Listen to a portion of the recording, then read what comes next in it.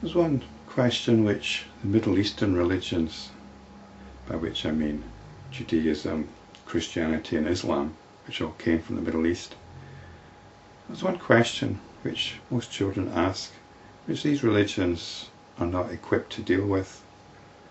And that is, where does God come from?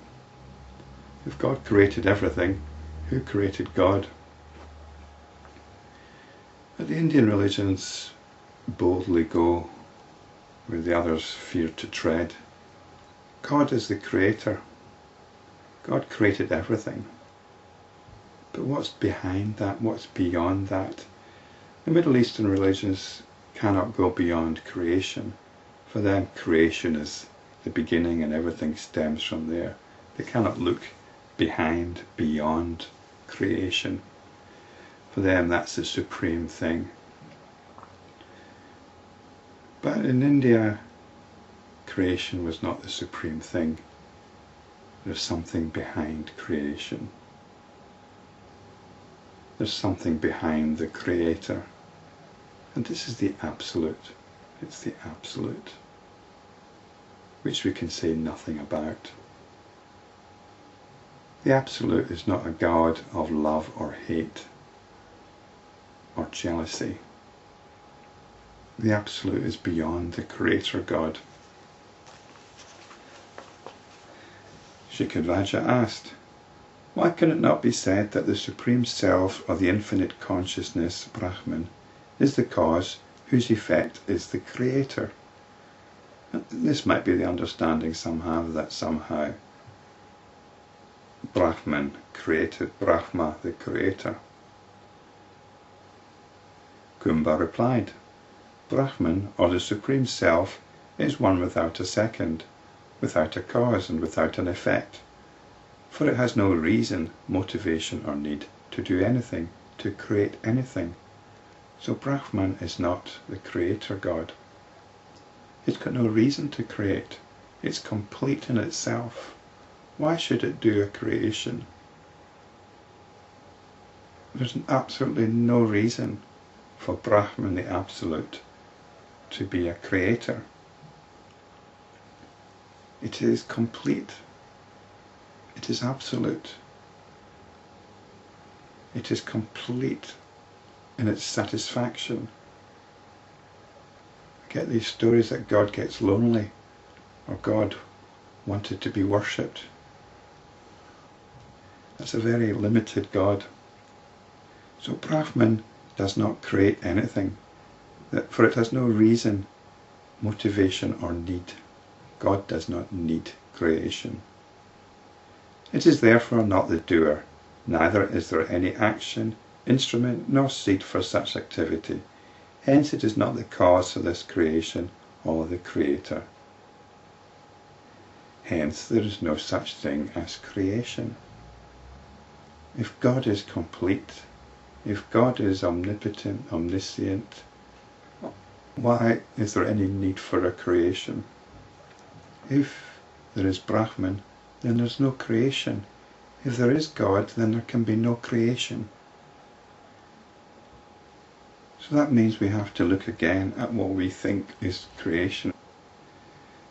Hence there is no such thing as creation. You are therefore neither the doer of actions nor the enjoyer of experiences.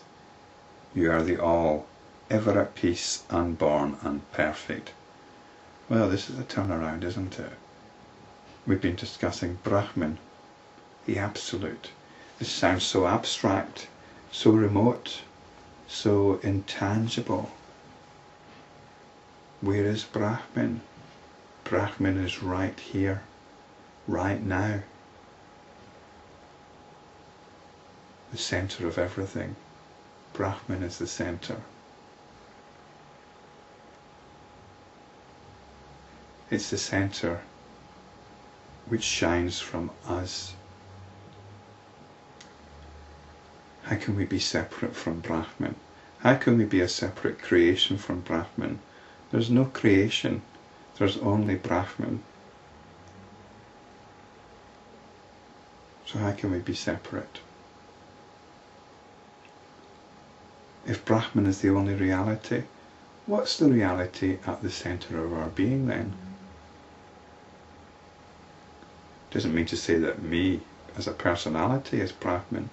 Me is a creation, and a creation is not real. So Brahman is not the creation. Brahman is not the individual personality. Brahman is being. What can I be other than being? You are the all, ever at peace, unborn and perfect. This is the essence of our being. Since there is no cause, reason for creation, there is no effect known as the world. The world appearance is but delusion. There's only being.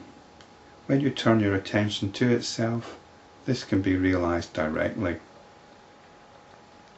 When you turn your attention away from all notions of creation, all ideas, when you look at the emotions which are going, but, there must be this, there must be that, God is love, God created us, or we must convert everybody else to our belief because that's the truth, whether it's scientific belief or religious belief or sociological belief, we must convert everybody.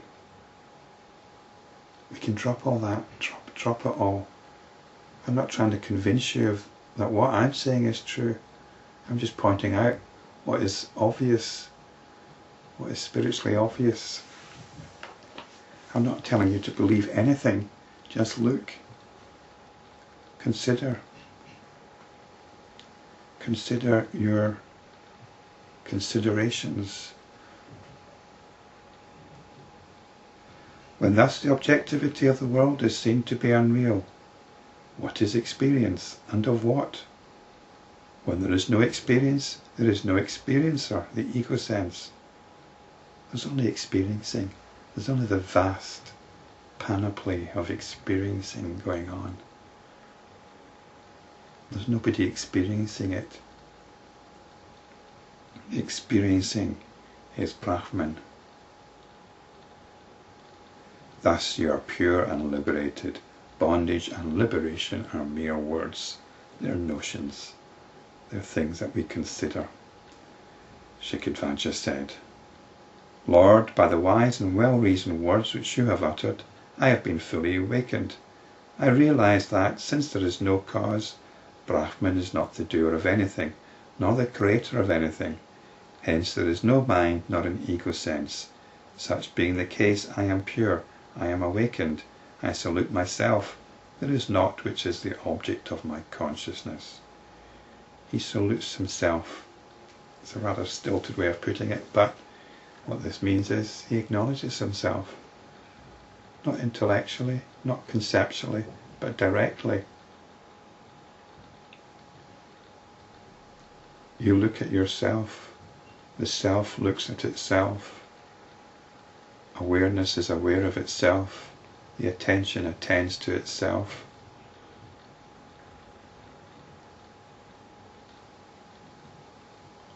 The delusory nature of everything becomes apparent. There's only absolute experiencing.